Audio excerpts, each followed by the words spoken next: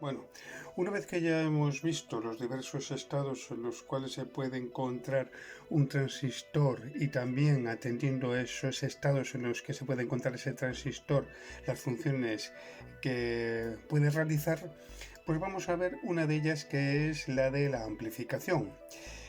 Y para que se pueda realizar dicha amplificación y se la pueda realizar correctamente, es decir, que la señal de entrada sea igual a la señal de salida, pero amplificada, pues vamos a ver, para que esto se pueda realizar, otro nuevo concepto que es la polarización. La polarización de un transistor. ¿Cómo polarizamos un transistor? Bueno, este es el ejemplo de polarización de un transistor. Los componentes que vamos a colocar aquí para que la señal que nosotros metamos en la entrada sea un fiel reflejo de la señal que vamos a encontrarnos en la salida, pero amplificada. Y este amplificador que tenemos aquí pues es un amplificador básico, el más básico que hay.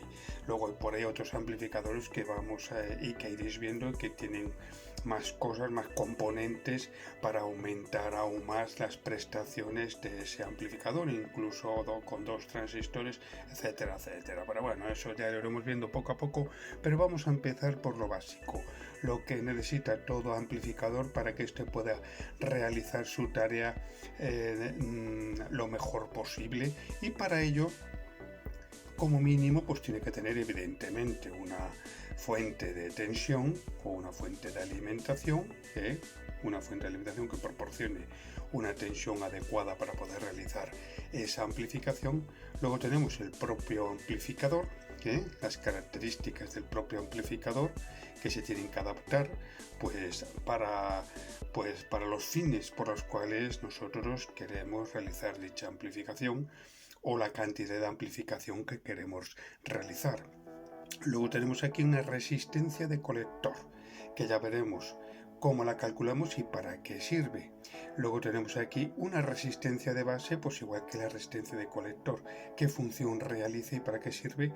Y luego dos condensadores denominados condensadores de desacoplo, uno de entrada y otro de salida, y que sirven para aislarnos de las etapas anteriores y posteriores de ese amplificador, que ya veremos también cómo realiza pues ese aislamiento.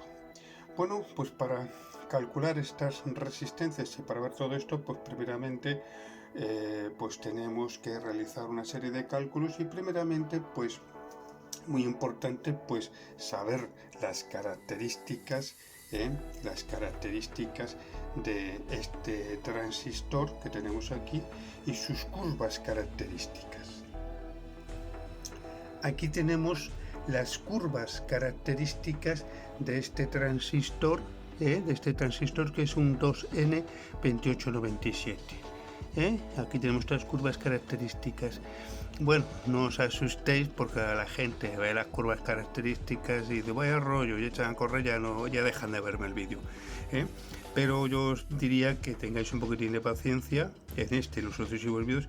Ya veréis que es muy fácil sacar estas curvas características y también aprovechar estas curvas características pues para poder calcular los componentes que hemos visto anteriormente, las resistencias de colector y las resistencias de base.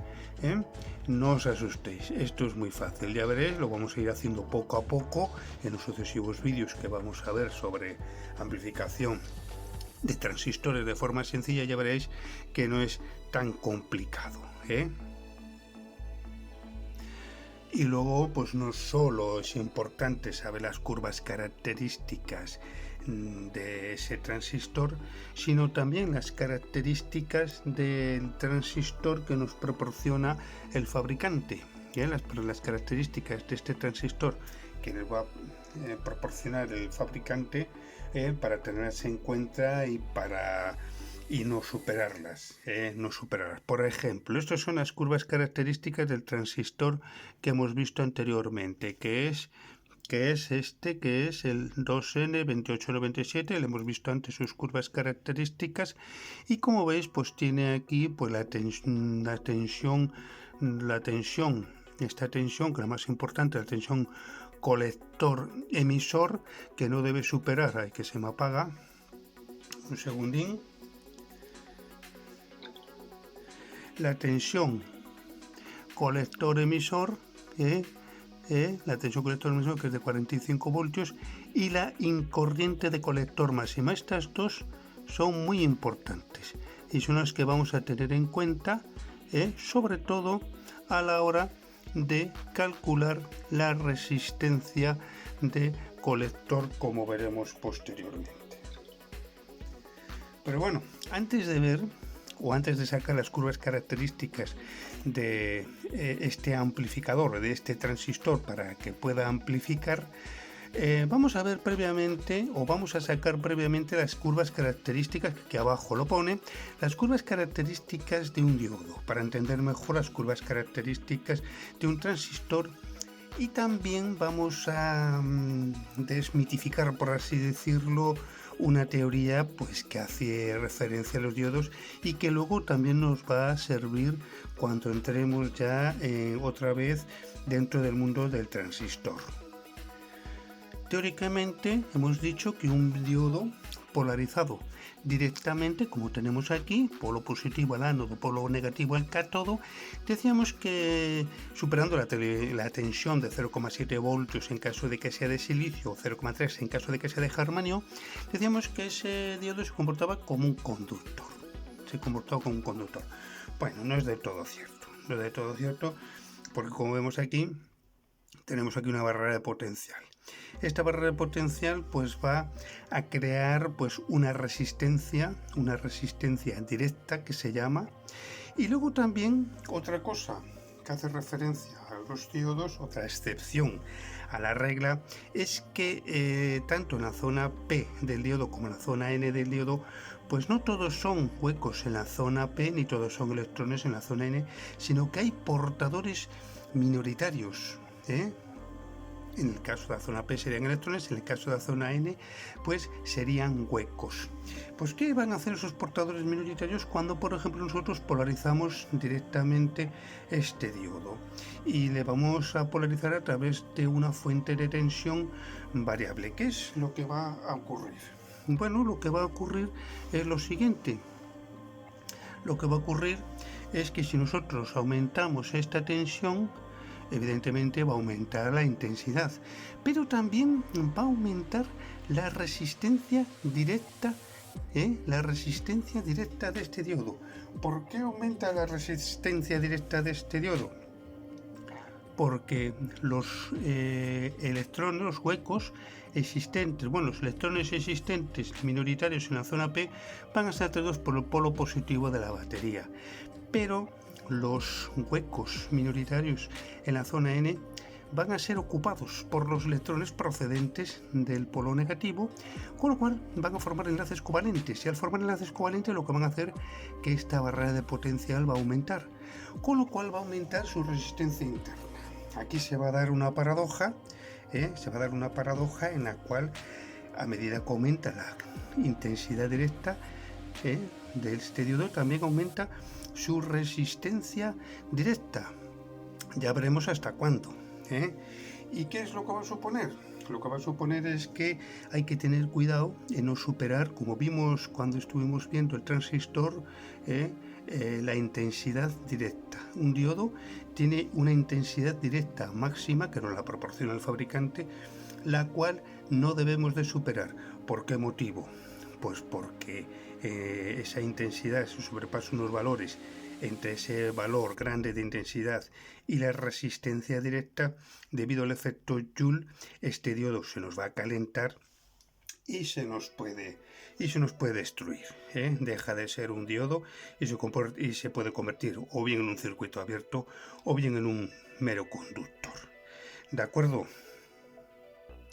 Bueno, luego otro, por así decirlo, mito, entre comillas, que se da solamente teóricamente pues para saber cómo funciona un diodo, porque si cuando se explica el funcionamiento de un diodo por primera vez lo metemos, pues la gente pues se liaría. Entonces, previamente lo que se explica es el funcionamiento de un diodo, y posteriormente, una vez que ya se sepa, ya se asimila el funcionamiento de un diodo, pues después ya vienen las excepciones. Otra excepción que nos vamos a encontrar va a ser en sentido inverso. La otra vimos en sentido directo, esta va a ser en sentido inverso. Y es cuando polarizamos a un diodo inversamente, pues teóricamente iba a crear una barrera de potencial, que va a hacer que este diodo se comporte como un circuito abierto, es decir, o se comporte como un aislante. Bueno, ya veremos que no es así. Ya veremos que no es así, porque al igual que cuando vimos el funcionamiento de un diodo en sentido directo, en sentido inverso pues también los portadores minoritarios pues también van a jugar un papel importante. Van a jugar un papel importante los portadores minoritarios, que vuelvo a repetir, son electrones en la zona P y huecos en la zona N. ¿Y qué es lo que van a hacer esos portadores minoritarios en esas dos zonas cuando polarizamos un diodo inversamente? Lo que van a hacer esos portadores minoritarios en este diodo polarizado inversamente, pues es que si nosotros aumentamos la tensión, seguimos aumentando la tensión inversa, lo que va a ocurrir es que estos electrones, estos electrones, sobre todo los electrones existentes, en la zona P, van a ser atraídos por, aquí tenemos, van a ser repelidos por el polo negativo de la batería, ¿no? Van a ser repelidos por el polo negativo de la batería y atraídos pues, por los huecos en el polo positivo de la batería al otro lado.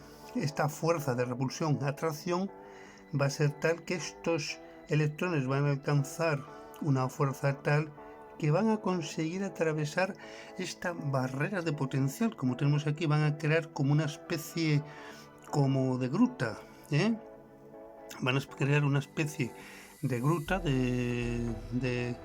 van a crear una especie de pasadizo, van a crear un pasadizo, y ese pasadizo lo que va a crear es una corriente inversa, van a crear una corriente inversa que es la corriente inversa, que se genera en un diodo, cuando se polariza inversamente, ¿no? Para la redundancia. Y que bueno, y que por lo tanto, pues ese diodo, pues cuando se polariza inversamente, pues ya no se comporta como un aislante, como teóricamente se explicó, sino que ese diodo, pues se va a comportar como una resistencia muy elevada, ya que a través del mismo se va a producir o se va a generar una corriente inversa. Y como veremos más adelante, si esa corriente inversa, si seguimos aumentando esta tensión, seguimos aumentando esta tensión, ¿qué ocurre? Que esa corriente inversa va a ser tan grande o va a adquirir tanta fuerza, estos electrones van a circular a tanta fuerza o a tanta velocidad que van a producir un efecto denominado efecto Zener. Efecto Zener. ¿Y qué es el efecto Zener? Que va a hacer que este diodo pues se nos destruya. ¿De acuerdo? ¿Qué es el efecto Zener? El efecto avalancha o efecto Zener es cuando, por ejemplo, si un diodo le seguimos aumentando su tensión inversa, lo que va a ocurrir es que estos electrones o esta corriente inversa o estos electrones que atraviesan este pasadizo van a adquirir tanta fuerza que van a chocar contra los enlaces covalentes existentes en esa barrera de potencial, con lo cual van a liberar electrones.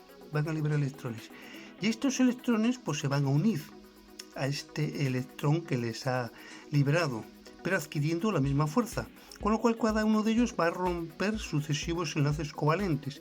Se va a romper o se va a crear un efecto avalancha, como las avalanchas de nieve, en la cual una bolita va rodando y al final se convierte en una bola grande. Pues aquí va a pasar lo mismo. Y al final se va a generar una corriente tan grande, que lo que va a hacer es que este diodo pues se va a destruir. Se va a quemar, se va a destruir y va a dejar de ser un diodo y se va a convertir pues en un conductor. ¿eh? Este efecto se denomina efecto avalancha o efecto Zener, con lo cual este diodo pues se nos destruye. ¿De acuerdo? Bueno, pues esto es otra de las características que hay que tener en cuenta con respecto a los diodos. Y por lo tanto, en un diodo pues hay que tener en cuenta estas tres conceptos importantes, como son resistencia, la resistencia directa, resistencia directa, pero sobre todo la intensidad directa máxima, que nos la proporciona el fabricante y la que no debemos de superar. Hay que evitar superar esa intensidad directa máxima, porque debido al efecto Joule entre la intensidad y la resistencia directa, pues ese diodo se nos puede quemar y se nos puede destruir.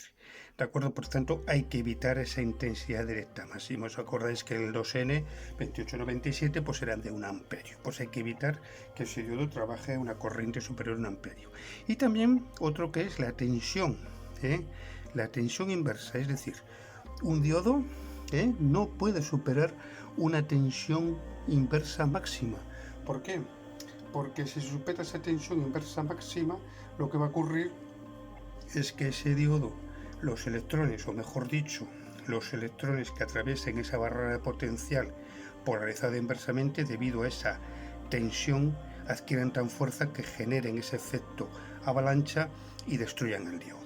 Por lo tanto, estos dos valores hay que tenerlos, que nos lo proporcionan el fabricante, hay que tener en cuenta y hay que tener precaución con ellos.